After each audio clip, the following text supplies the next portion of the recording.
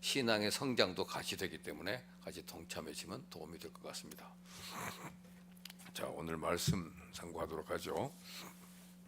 그러니까 오늘은 고린도후서라고 그랬습니다. 고린도후서 신약 성경 중에서 제일 중요한 말씀인데 조금 어려워요. 이 본문 말씀이 고린도후서 10장이죠. 고린도후서 10장 3절부터 우리가 육신으로 행하나 육신에 따라 싸우지 아니하노니 우리의 싸우는 무기는 육신에 속한 것이 아니요 오직 어떤 견고한 진도 무너뜨리는 하나님의 능력이라. 모든 이론을 무너뜨리며 읽어나가면 쉬운 말씀이 아니라는 걸 느낄 거예요. 이게 좀 어려운 말씀이다. 그래서 그 말씀을 좀 쉽게 풀어드리려고 이 말씀을 나눕니다. 어느 목사님에게 들은 얘기예요. 대한민국에서 좀 전라도 지방에서 제일 큰 교회 담임하고 있는 목사님이 나무에 들려준 얘기입니다. 그분은 그 목사님의 아내인 사모님이 음악 성악과를 나오셨다고 그래요. 때문에 그 아내 동창들이 모여서 같이 그 찬양 집회를 해서요. 그러니까 성악과 출신의 사모님이 자기 동창들 모여가지고 같이 집에서 교회에서 찬양 집회를 하니까 거기에는 독창을 하신 분도 있고 또 중창도 하기도 하고 전부 그 성악과 출신들이 모여서 찬양 집회를 했는데 그 중에 한 분이 나오셔서 간증을 해서요. 전업주부도 있지만 거기는 대부분이 음악대 교수들이고 음악교등학교 선생님들입니다. 근데 그 중에 음악대학교 교수를 하시는 분 한 분이 간증을 했어요. 근데 이분이 자궁암에 걸렸대요. 그래서 병원에서 판정은 난소 제거 수술을 받아야 한다는 겁니다. 그래서 난소 제거 수술을 하려고 보니까 문제에 봉착한 거예요. 이분이 듣기에 난소 제거 수술을 하면 여성 호르몬이 안 나온다는 것을 알고 있어요. 근데 이 여성 호르몬이 안 나오면 목소리가 바뀐대요. 그래서 그 여성 호르몬이 안 나오면 목소리가 바뀌면 성악가가 목소리가 바뀌면 어떻게 돼요? 완전히 사형선고나 다름이 없어요. 여러분 소년 합창단에 일하던 그 소년들이 변성기가 되면 학교에서 나가라고 그래요. 그건 잘리는 겁니다. 근데 성악가가 이렇게 목소리가 바뀌어버리면 사형 선고 받은 거잖아요. 그래서 망설이게 되고 수술은 해야 되는데 수술하면 나는 끝장이고 그것 때문에 진퇴양난인 겁니다. 근데 나중에 알고 보니까 이 생각이 그렇게 만든다는 거예요. 이거를 자르면 목소리가 바뀌어버린다더라 하는 얘기를 들었기 때문에 그 생각을 가지고 있으면 목소리가 진짜 바뀌어버린대요. 무슨 말인지 알겠습니까? 이제 내가 난소를 제거했으니까 여성 호르몬이 안 나올 것이다 라고 생각하면 정말로 여성 호르몬이 안 나온대요. 근데 그런 생각 없이 그냥 살면 여성 호르몬이 그냥 나온대요. 무슨 말인지 알겠습니까? 사람의 생각하는 일이 그만큼 대단하다는 겁니다. 사람이 생각한 만큼 되는 일이 많고 심지어는 사람이 생각한 만큼 몸이 움직여지고 몸의 호르몬 체계가 바뀔 수도 있다는 겁니다. 그래서 요즘에는 사이코소매틱이라고 그래서 심신상의 문제라고 합니다. 정신과 육체가 결합되어서 함께 작용한다는 말인데 그런 육체적인 문제 말고라도 우리의 인생길에서 보면 사람이 생각하는 만큼 된다는 사실입니다. 내가 이렇게 살다가 죽는 거지 뭐 그럼 그렇게 죽어요. 여러분 생각을 조심하세요. 내가 이제 다 살았는데 뭐 그런 식으로 함부로 말하지 마세요. 생각을 다스릴 줄 알아야 되고 생각을 바꿀 줄도 알아야 됩니다. 잠언 23장 7절이 유명한 말씀인데 대저 그 마음의 생각이 어떠하면 그 위인도 그러하다 이렇게 돼 있어요. 영어로는 보니까 그가 그 마음속에 생각하는 대로 그는 그렇게 된다 이렇게 돼 있더라고요. 근데 이 현대인의 성경에 보니까 이 말을 좀 새롭게 번역을 했어요. 그는 언제나 비용부터 먼저 생각하는 자다. 그가 말로는 먹어 하지만 실제로는 그의 마음은 사줄 마음이 없다. 그렇게 번역을 해놨더라고요. 무슨 말인지 알겠습니까? 식당에 가서 애들한테 자 먹고 싶은 거 먹어. 맛있는 거 먹어. 먹고 싶은 거 다 원하면 다 먹어. 이렇게 말하면서 속으로 저거 비싼 건데 속으로 생각하면 안 먹었으면 좋겠다는 생각을 가지고 이렇게 말을 한다고 말해요. 그러니까 먼저 무슨 일을 할 때마다 비용부터 먼저 생각하면서 말로는 너에게 먹으라고 하지만 실제로 그의 마음은 그렇지 않다고 말해요. 그러니까 그가 먹고 마셔라 이렇게 말할지라도 그의 마음 속에서는 너와 함께 하지 않는다, 이런 번역입니다. 마음속에 어떤 생각이 있냐에 따라서 그 사람의 위인이 그렇게 된다고 말입니다. 이 사람은 항상 짜요. 비용을 먼저 생각해요. 그 얼마나 드나? 머릿속에 맨날 비용 생각하고서 그 사람이 비싼 걸 선택하려고 그러면 아니야 이런 눈치를 자꾸 주고 있으면 상대방들도 다 알잖아요. 그처럼 마음속에 지저분한 생각으로 가득 차 있으면 그의 삶의 방향도 지저분해지고, 그리고 결국은 그 위인도 지저분한 인간이 되고 만다, 이런 뜻입니다. 여러분, 마음속에 고결한 생각으로 가득 차 있으면 그의 삶의 방향도 고결한 방향으로 갈 것이고, 심지어는 그 사람의 위인도 고결한 인간이 될 겁니다. 생각의 힘이 그만큼 크다는 거예요. 그래서 무엇에든지 참되고 무엇이든지 오르며 너희는 항상 이것을 생각하라. 빌립보서 4장 8절 9절 말씀을 늘 기억하셔야 됩니다. 생각의 퀄리티가 높아야 돼요. 생각의 질을 높여라 말이에요. 삶의 질이 높아집니다. 우리 생각에 어떻게 마음을 먹느냐에 따라서 우리의 삶의 방향, 우리의 삶의 질도 바뀐다는 겁니다. 여러분의 삶은 어떻습니까? 여러분의 생각 속에는 무엇이 있습니까? 동물들의 예를 들어보죠. 생물학적으로 나비가 처음부터 나비가 아니잖아요. 나비가 어려서는 무엇입니까? 그냥 송충이 같은 벌레죠. 그럼 벌레고 땅에서 기어다닙니다. 그러다가 나무 위에 올라가서 실로 자기 몸을 감고 고치를 이뤄요. 아무 일도 일어나지 않다가 일정한 시간이 지나고 나면 기가 막힌 일이 벌어집니다. 아래에서 구멍이 뚫리고 점점 구멍이 넓어진 다음에 그 안에서 더 이상 애벌레가 아닌 나비가 나와요. 그래서 자유롭게 비상을 합니다. 물론 나비는 본능대로 움직입니다. 본능대로 땅을 기어다니는 그 순간에도 나비입니다. 그 본능 속에, 그래서 나비이기 때문에 나비가 가야 될 길을 가는 겁니다.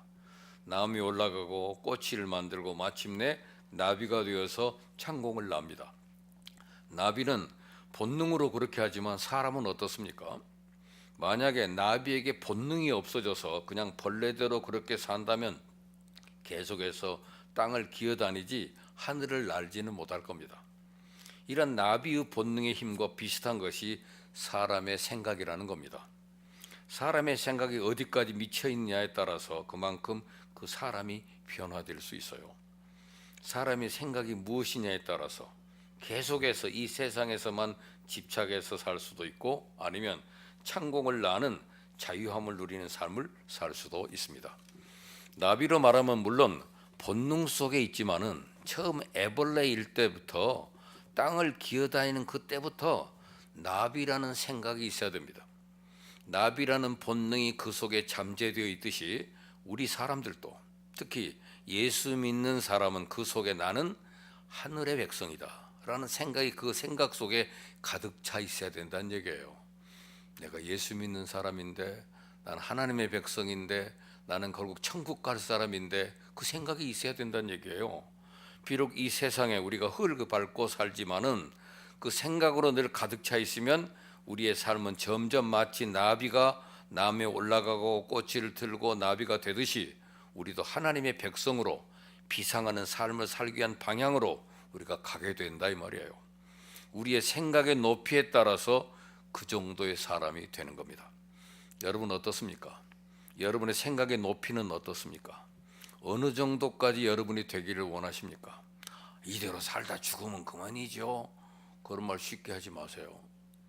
우리는 절대 나 다 살았는데요 그런 말 하지 말라고 제가 부탁했어요. 저 형님이 지난번에 85세가 되시기를, 제가 85세 됐다고 다 이제 늙었다 생각하지 마시고 85세면 내가 이제 갈렙 나이 됐구나. 갈렙이 누군지 아세요? 성경의 위대한 장군입니다. 그 사람은 그 족속이 아닌데 이스라엘 사람으로 개종한 사람이에요. 겐 족속, 그니스 족속이라는데 그 사람이 개왕돼서 유다 지파에 속한 사람인데 그분은 나이 85세에도 내가 45살 때나 지금이나 똑같으니까 그 땅을 차지하게 하라. 제일 어려운 지역을 나한테 주시오. 그럼 그것을 내가 차지해야 되겠다. 전쟁을 그런 것을 선택하고 나니까 그 땅에 전쟁이 그쳤다라는 기록이 나옵니다. 그래서 갈렙 같은 인생을 사세요. 그래? 그럼 갈렙을 자꾸 생각하니까 그런 삶을 살아요. 그래서 제가 어느 CEO 모임에 가서 여러분 갈렙처럼 사셔야 됩니다. 여러분 85세까지 되신 분들 있어요. 큰 소리로 외쳤는데 그 설교 끝나고 난 다음에 식사를 하게 됐는데 옆에서 한 분이 목사님 요 앞에 계신 아까 사회 보신 변호사님이 몇 살인 줄 아세요? 그래서 내가 뭐 나이 물어보고 온 게 아니니까 몇 살이냐고 했더니 95세래요. 이름이 뭐였더니 이영순이더라고. 이름이 남자 이름인데 여자 이름 같이 이영순 변호사래요. 지금도 현역 변호사로 일하신대요. 95세 앞에 걔가 괜히 명함을 냈다가 혼나서요. 그분은 항상 그렇게 살았대요. 기쁘게 감사하게 살아가니까 95세 됐는지도 몰랐대. 자기가 내가 다 살았는데 4살도 되지 않은 사람이 무슨 말하면 벌써부터 다 살았는데요. 그런 말 건방 떨지게 그런 말 하지 마세요. 우리는 하나님이 우리에게 주신 생명만큼 하나님이 원하시는 때까지 기쁘게 살아가는 존재입니다. 여러분 아담은 몇 살까지 살았어요? 되게 저런 창세기 5장 보면 되게 900살 내지 1000살까지 살았더라고요. 그렇게까지 살고 싶지는 않으시죠? 900살까지는 좀 그대법 되게 120세까지도 되게 살고 모세도 120까지 살았고 아론은 123세에 죽었어요. 그다음에 120까지도 살 수 있는 건데 우리들이 무조건 다 살았는데요. 생각하는 만큼 산다는 사실이 중요한 거예요. 저희 장모님 맨날 우리 막내딸 결혼시키고 나면 난 죽어야지 그런데도 훨씬 오래 사시더라고요. 보니까 기간을 좀 정하고 사는 것도 복이 있어요. 우리가 사는 것도 생각하는 만큼 성장할 수 있다는 사실입니다. 에베소 6장에 보니까 정말로 주 안에서 내가 그 힘으로 강건하여지고 마귀 괴계를 능히 대적하기 위하여 하나님의 전신갑주를 입으라 하는 전투 명령이 기록되어 있습니다. 여기서 마귀 괴계란 말이 좀 궁금한데 마귀 괴계가 어디서 일어나느냐? 이 괴계란 말은 속임수거든요. 마귀가 속인다는 거예요, 인간을. 혈과 육에 관한 것이 아니라 우리 생각 속에, 우리 영적인 삶 속에 일어나게 하는, 우리를 속이는 것이 마귀의 역할입니다. 그래서 우리가 그런 생각을 잡기 위해서 온갖 노력을 기울여야 됩니다. 고린도후서에서 보면 고린도후서 4장에 보면 이런 말씀이 있습니다. 만일 우리 복음이 가리웠으면 망하는 자들에게 가리운 것이라. 우리 복음이 전파되다가 뭔가 가리운 것이 있다면 그 사람들이 바로 망하는 자들이라 그랬습니다. 그 중에 이 세상 신이 믿지 아니하는 자들의 마음을 혼미케 하여 그 중에 이 세상 신은 마귀를 두고 하는 말입니다. 마귀가 믿지 아니하는 자들의 마음을 혼미케 한다는 거예요. 그렇게 좋은 얘기를 많이 하고 교회 가자 얘기도 타일르고 여러 가지로 방법으로 친절을 베풀고 사랑해줘도 죽어도 안 믿는 사람들이 있어요. 그 사람들은 마음속에 뭐가 있어요? 아까 믿지 아니하는 자들의 마음을 이 마귀가 마음을 혼미케 해서 믿지 못하게 한다는 거예요. 예수님 안 믿는 사람들이 왜 안 믿느냐? 그것은 그의 마음을 사단이 혼미케 해서 무엇이 바르고 무엇이 바르지 않은지, 무엇이 진짜고 무엇이 가짜인지를 판단할 능력이 전혀 없다는 거예요. 이 세상에서 가장 지혜롭고 명석한 사람들을 데려보세요. 그 사람들이 인생의 진정한 가치가 무엇인지, 우리가 버려도 될 수 있는 것이 무엇인지 알 수 있습니까? 알 수 없습니다. 오히려 그들은 영원한 것을 팽개쳐 두고 이 세상에서 자꾸 썩어지고 없어질 것을 택하여 그것을 향해 나갑니다. 복음을 증거해도 받아들일 능력이 없습니다. 이미 마음이 혼비케 되어서 정신없는 사람들입니다. 그들은 영적 장님이요 영적인 귀머거리고 영적인 식물 인간들입니다. 이 교회가 분명히 이 동네에 와서 끊임없이 복음을 증거해도 끝까지 안 듣는 사람이 있어요. 영적 식물 인간들이 주변에 많이 있다는 얘기예요. 자기 스스로 판단할 능력이 이미 없습니다. 하나님의 은혜가 그들에게 임하기 전에는 깨어날 수 없는 영적 식물 인간들이에요. 완전히 마음이 혼미케 되었습니다. 그러다가 예수 그리스도의 은혜가 그들에게 임할 때 그들이 영의 눈이 띄어지고 깨어나게 됩니다. 생각이 깨어나게 돼요. 예수님 믿게 될 때 전혀 이 세상이 달라 보여요. 우리도 처음에 예수님 믿을 때 그와 똑같은 경험을 하게 됩니다. 예수 믿고 나서 보니까 아니 내가 이제까지 전부라고 알고 있었던 그 삶이 전체 이 삶의 극히 일부분이었구나 하는 생각을 깨닫게 됩니다. 나는 단지 길면 100년인 인생 그 안에 삶만 있는 줄 알았는데 영원한 삶이 있다는 것을 깨닫습니다. 나는 우리의 눈과 귀로 보고 듣고 느낄 수 있는 데만 전부인 줄 알았는데 또 다른 영적인 세계, 더 크고 놀라운 세계가 있다는 사실을 그때 새롭게 알게 됩니다. 눈을 떴다는 얘기죠. 드디어 빛이 어둠을 비춰서 내가 이제까지 어둠 속에 살았다는 사실도 깨닫게 되고 빛이 무엇인지 알게 됐다는 겁니다. 이런 하나님의 은혜가 우리 모두에게 임하는 겁니다. 그래서 우리가 새로운 빛을 받았는데 예수 믿은 후에도 빛이 임한 후에도 사단은 끊임없이 우리의 생각을 잡아서 자꾸 자기 노예로 삼으려고 그래요. 불행한 사실은 믿지 않는 사람이 혼미케 되고 영적 식물 인간이 된 것은 어쩔 수 없다 하더라도 어떻게 믿는 사람들이 예수님을 믿고 빛의 은혜를 받은 사람들의 마음이 혼미케 되느냐는 겁니다. 그래서 진짜와 가짜를 구별하지 못하고 영원한 것과 일생의 것을 구별하지 못하고 우리 인생에서 진정으로 값진 것과 버려도 될 것을 왜 구별하지 못하느냐 하는 거예요. 오늘 말씀 중에 무엇이 있습니까? 5절 말씀 보셔요. 5절 하나님 아는 것을 대적하여 높아진 것을 다 무너뜨리고 그 모든 생각을 사로잡아 그리스도께 복종케 한다 그랬어요. 그 앞절 보세요. 4절 끝에 보면 우리의 싸우는 무기는 육신에 속한 것이 아니요 오직 어떤 견고한지도 무너뜨리는 하나님의 능력이라. 그래서 모든 이론을 무너뜨리며요. 옛날 성경에는 그게 모든 이론을 파하여 하나님 아는 것을 대적하여 높아진 것을 파하고 모든 생각을 사로잡아 그리스도께 복종케 한다 그래서요. 이게 무슨 말이냐면 이 세상 모든 이론, 상식을 다 파는 겁니다. 하나님 아는 것을 대적하는 높아진 것들, 모든 교만하게 만든 것을 다 파하고 모든 생각을 사로잡아 하나님께 복종하지 않는 이유가 무엇이냐? 그것은 교만해져서 그런 거거든요. 하나님 뜻보다는 내가 더 지혜롭다고 생각합니다. 하나님의 뜻을 받아들이지 않는 이유가 뭐냐? 내가 할 수 있다고 생각하기 때문에 그렇습니다. 자기 마음대로 일을 처리하려고 그래요. 자기 뜻대로 하려고 그럽니다. 하나님 뜻은 싫어요. 근데 그것이 어디에서 일어나느냐? 생각 속에서 일어난다는 얘기예요. 생각이 이미 사단에게 사로잡히면 우리가 아무리 이렇게 하려고 마음 먹었는데도 안 된다는 거예요. 바로 그 생각이 변화되어야 하는 것입니다. 생각이 그리스도에게 사로잡혀야 한다는 것입니다. 생각이 그리하여서 오직 하나님께서 우리에게 마음 주신 대로 정말 높은 이상으로 하나님이 주신 목표대로 바뀌어만 합니다. 그래서 모든 생각을 사로잡아 그리스도에게로 복종하게 해야 한다. 원래는 여러분의 마음이 사탄의 놀이터였어요. 사탄이 마음대로 마음껏 뒤흔들었던 것입니다.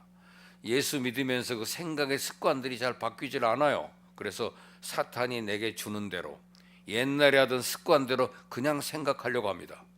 여러분 생각의 습관이 뭡니까? 마치 나비 애벌레가 땅에 살면서 계속해서 습관적으로 땅에 있을 것 아닙니까? 나비라는 생각이 그 본능 속에 없었다면 나무에 기 올라가지도 않고 꽃을 만들지도 않죠. 변하지 않아요. 우리의 삶에서도 마찬가지입니다. 우리가 주로 쓰는 말이 뭡니까? 이건 상식에 맞지 않은데 확실한 답을 찾기 전까지는 다음에 합시다. 이건 실제적이 아닌데요. 이건 위험 부담이 너무 큰데요. 실패할 가능성이 있는데요.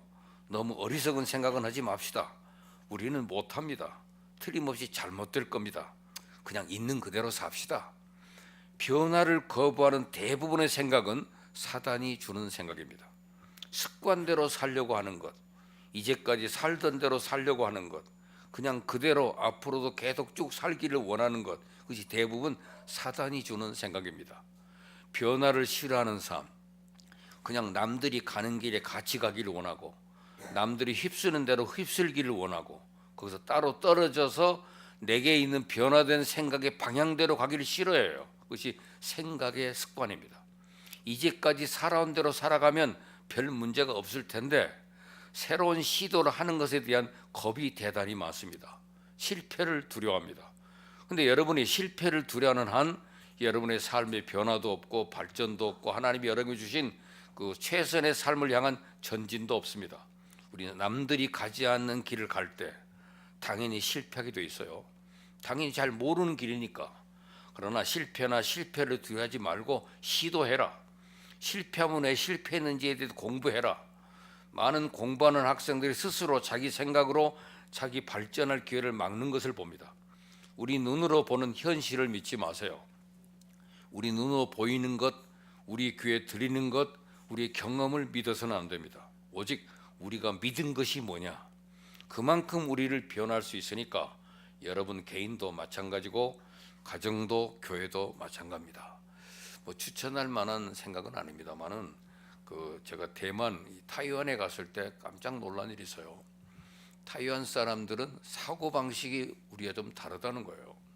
여러분이 아침에 학교 가기 전에 출근 전에 이를 닦으려고 칫솔을 들었는데 칫솔을 입에다 대자 칫솔이 딱 부러져요. 밥을 먹는데 숟가락이 딱 부러져요. 이러면 여러분 어떻게 생각합니까?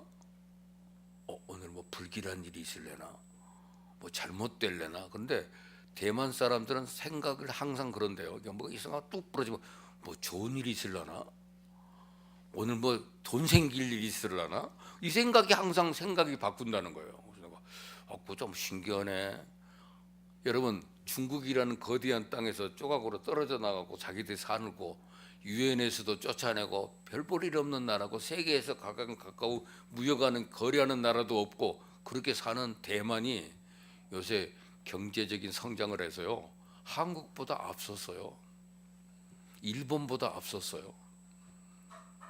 대만이 잘 살아요. 그래서 내가 저 사람들 잘 사는 이유는 아마 생각의 변화 때문일 거라 그런 생각을 하게 됐어요.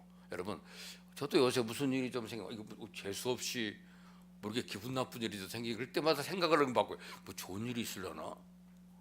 누가 또 욕을 했다. 욕하면 상 받잖아. 우리는 예수 믿는 사람이 핍박을 받으면 성경은 뭐라고 그러세요? 기뻐하고 즐거워하라. 시련을 만나고 온전히 기쁘게 여기라. 생각을 바꾸라는 거잖아요. 여러분 생각을 바꾸세요. 내가 예수 믿으니까 이런 일이 있구나. 뭐 좋은 일이 있으려나? 나는 결국은 천국 가는 거 아니야? 항상 생각을 바꾸는 것이 얼마나 필요합니까? 여러분 돈에 민감한 반응을 보이는 사람 모든 것이 돈으로만 보여요. 사람을 만나도 이해관계를 따지고 돈의 관계에서만 봅니다. 교회 일이라는 것도 돈이 있어야 한다는 건 사실입니다. 그래서 돈만 있어서는 안 돼요. 왜냐하면 재정적인 뒷받침이 되어야 일을 할 수 있다는 생각은 위험천만한 일입니다. 유명한 그 여인 마더 테레사 수녀가 인도에서 가난한 아이들을 먹여 살리는 일을 할 때 어느 날 거물급 인사가 찾아와서 기부금을 전달해 왔습니다. 다른 모든 사람들이 그 돈을 받아야 된다고 생각했지만 마더 테레사 수녀만큼은 받지 않는 편이 좋다고 생각을 했어요. 그런데 많은 사람이 받아야 하고 또 그 돈을 받음으로써 더 많은 아이들을 보살필 수 있다고 하니까 어쩔 수 없이 받았어요. 옆에서 그를 돕는 다른 신부가 하도 부추겨서 기부자와 함께 사진까지 찍었답니다. 그런데 후에 이 기부금이 부정한 돈이라는 것이 밝혀지면서 큰 공경에 처하게 됩니다. 저는 여기서 두 가지 제안을 합니다. 첫째, 우리의 생각의 높이는 어디까지 갈 수 있냐면 성경에서 우리에게 말씀하신 대로 될 수 있다는 사실입니다. 그만큼 될 수 있어요. 그래서 무엇이 필요한 것이 무엇이며 먼저 여러분의 생각 속에 성경이 들어가야 됩니다. 여러분의 생각 속에 성경 말씀으로 여러분의 생각이 변화됩니다. 여러분의 생각 속에 성경이 없으면 여러분의 생각은 사탄의 노린터입니다. 여러분이 상식적으로 생각하는 것, 여러분이 합당한 이치라고 생각하는 것 전부 사탄의 생각이에요. 오로지 성경의 생각으로만 여러분의 마음이 가득 차 있어야 됩니다. 그래서 이번에 매일 성경 읽자 그러면 읽으세요. 성경 말씀 읽고 그 말씀을 묵상하세요. 그리고 그 말씀을 좀 외우세요. 그리고 성경 말씀대로 행하도록 노력하세요. 그게 제일 먼저 필요한 겁니다. 그러면 여러분의 생각의 높이를 끌어올릴 수가 있습니다. 많은 사람들에게 존경받는 찰스 앨런이라는 목사님이 계셨는데 이분의 경험담입니다. 이것이 상당히 우리에게 많은 교훈을 주는데, 이 목사님이 아내와 함께 뉴멕시코 황무지에서 차를 몰고 가다가 지갑을 잃어버렸어요. 차 안에 떨어뜨린 줄 알고 바닥과 시트 아래 여기저기를 다 뒤집니다. 심지어 옷가방까지 다 뒤지고 전날 입은 옷까지 샅샅이 찾아봤지만 아무 데도 없어요. 그 앨런 목사님은 뙤약볕 서서 도대체 지갑이 어디로 갔는지 모르겠다고 한탄하고 있었어요. 너무 오래 이런 상황이 지속되다 보니까 사모님이 이런 얘기를 했어요. 여보, 돈이 없어졌으면 없어진 거예요. 그렇다고 이 사막에서 하루 종일 서 있을 거예요? 그러면 현실을 받아들이고 여행을 계속할 건가요? 그럴 때 여러분이라면 어떻게 하시겠습니까? 후회하면서 그 자리에 머무르면서 여행을 망치겠습니까? 아니면 여행을 계속 하시겠습니까? 앨런 목사님과 사모님은 여행을 계속했대요. 그리고 즐거운 추억을 만들어 갔습니다. 나중에 앨런 목사님이 실망스러운 일이 일어나거나 계획이 틀어질 때마다 이런 생각을 떠올렸대요. 한탄하며 이곳 사막에 마냥 서 있을 것인가, 아니면 사막을 벗어나 인생의 여정을 계속할 것인가. 유명한 가이드 포스트에 나온 글입니다. 두 번째로, 그러니까 여러분, 성경에서 우리에게 말씀하신 대로 될 수 있다는 생각을 가지고 우리 생각의 높이를 성경 말씀에 따라서 정하라는 얘기고, 두 번째는 성경 말씀을 여러분의 삶 속에 구체화시켜서 비전을 세우라는 겁니다. 내 삶의 비전, 우리 가정의 비전은 무언가? 하나님이 여러분에게 주신 비전이 뭡니까? 그냥 머릿속으로 눈을 굴리면서 생각하지 말고 성경부터 보세요. 성경이 여러분의 마음속에 들어가고 그 들어간 성경 속에서 구체적으로 나를 향하신 하나님의 뜻이 무엇인지를 생각하고 기도하세요. 그리고 하나님이 주신 그 은혜 안에서 최고로 높이 잡아요. 생각에 스스로 여러분의 삶을 가두게 하지 마시고 가장 높이 목표를 책정하시고 그 길을 위해 가세요. 그러면 여러분도 생각지 않던 놀라운 데까지 여러분은 도달할 수 있습니다. 우리 교회도 마찬가지입니다. 우리가 알 수 없는 방향, 제가 모르는 방향으로 우리 교회가 더욱 나아갈 겁니다. 단지 우리는 하나님이 우리 교회를 향한 뜻이 무엇인지만을 보고 가는 겁니다. 하지만 그것을 과감히 깨뜨립니다. 깨뜨릴 수 있는 방법이 뭐냐? 비전을 갖는 겁니다. 비전이 강하게 우리 마음에 각인되어 있어야 됩니다. 변화를 두려워하지 않습니다. 그 다음에 실수하는 것 같이 넘어가자 이 말이죠. 유럽을 여행하던 중에 어떤 목사님의 고백입니다. 그 프란체스카 성당에 갔던 분이 얘기를 했는데, 거기서 자기는 자기가 눈에 들어온 그 세 단어가 거기서 보였대요. 하나는 청빈, 순결, 순명입니다. 근데 그 중에서 이 순명이라는 단어 때문에 그 목사님은 상당히 감동을 받았대요. 순명, 숙명이 아닙니다. 순명. 이 단어는 참으로 의미 있는 얘기가 얽혀 있어요. 수도원장이 수도사에게 이 무를 가지고 거꾸로 심어라. 수도사는 네 하고 대답하고는 수도원장의 말대로 무를 가지고 거꾸로 심습니다. 그러니까 옆에 있는 사람들이 한심하듯이 물어봅니다. 아니, 무를 거꾸로 심으란다고 진짜 심습니까? 무를 거꾸로 심으면 잘합니까? 그렇게 어리석어서 어떻게 합니까? 그때 수도사가 말합니다. 거꾸로 심어서 잘하고 안 잘하는 것은 시키신 원장님이 담당할 몫이고 나는 시킨 대로 심을 뿐입니다. 그것이 내가 해야 할 몫입니다. 이것이 바로 순명입니다. 순명은 우리가 하나님 앞에서 보여야 할 자세예요. 순명할 때, 하나님 말씀에 복종할 때 영적 전쟁에서 이깁니다. 여러분, 납득이 되는 것만 순종하고 있지는 않습니까? 합리적인 것만 좋아하지 않습니까? 제가 물어볼게요. 성경에서 위대한 인물들 가운데 하나님의 명령이 합리적일 때만 순종한 사람 치고 성공한 사람 보셨어요? 70이 넘은 아브라함한테 고향을 떠나 낯선 곳으로 가라는 하나님 명령이 납득이 갑니까? 살인죄를 지은 모세에게 바로왕 앞으로 나가는 명령이 이해가 됩니까? 물고기 2마리와 보리떡 5개 가지고 수많은 군중을 먹이라는 명령이 이해가 돼요? 문둥병 걸린 나만 장군에게 요단강에 가서 7번 씻으라는 엘리사의 명령을 여러분이라면 받아들일 수 있겠습니까? 저는 이 성경을 읽으면 읽을수록 한 가지 확실하게 깨닫는 것이 있는데, 그것은 우리가 이해할 수 있거나 납득이 갈 만한 명령에 순종할 때 주어지는 축복보다 도저히 이해할 수 없고 받아들일 수 없는 명령에 순종할 때 하나님께서 놀라운 은혜를 부어준다는 사실입니다. 여러분, 분리뱀에 물린 이스라엘 백성들이 놋뱀을 보고 살았어요. 놋뱀이 무슨 능력이 있습니까? 근데 놋뱀을 보라는 말씀에 순종하니까 살았습니다. 십자가에 달리신 주님을 믿기만 하면 구원을 얻습니다. 어떤 사람들은 십자가에 달린 사람이 어떻게 우리를 구원할 수 있냐고 말할 수도 있어요. 그런데 여러분, 십자가가 통로입니다. 십자가에 달리신 주님이 하나님께 나아가는 길이자 은혜의 통로입니다. 확실한 은총의 길이 십자가 길임을 깨달으시기 바랍니다. 말씀에만 복종하세요. 말씀에 복종할 때 사단의 유혹을 물리칠 수 있습니다. 말씀을 정리하겠습니다. 사단은 우리 생각을 파고듭니다. 그것에 악한 마음을 집어넣고 그것에 의해 지배받도록 합니다. 생각을 잘 다스려야 됩니다. 잠시 잠깐의 유익에 속아서는 안 됩니다. 과거에 집착하지 말고, 과거의 실수나 실패, 빗나간 계획이 있다 하더라도 거기에 집착하지 마세요. 후회한들 지금 나의 모습이 바뀌는 것은 없습니다. 미래를 향해 한 걸음 한 걸음 내디딜 때 성장하고 성숙합니다. 무엇보다 말씀에 복종하세요. 하나님 앞에 우리가 보일 수 있는 자세는 순명입니다. 하나님의 은혜와 축복은 내가 가져온 것이 아니라 하나님께서 주시는 겁니다.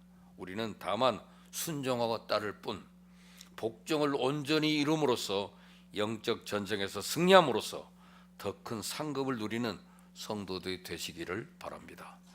기도합시다.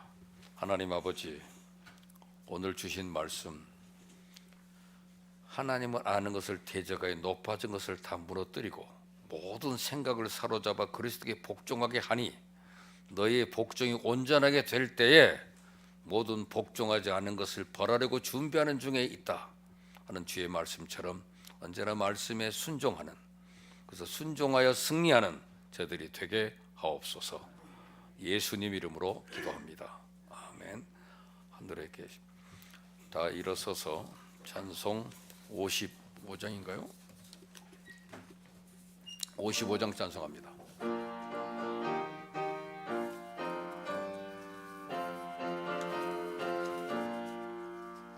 주 이름으로 모였던 우리가 지금 헤어질 때 언제나 함께 하시며 평안케 하소서. 아멘. 주 예수 그리스도의 은혜와 하나님 아버지의 사랑과 성령의 교통하심이 여기 모인 주의 백성들을 위해 온라인으로 예배하는 성도들 머리 위에 이제로부터 영원토록 함께 있을지어다.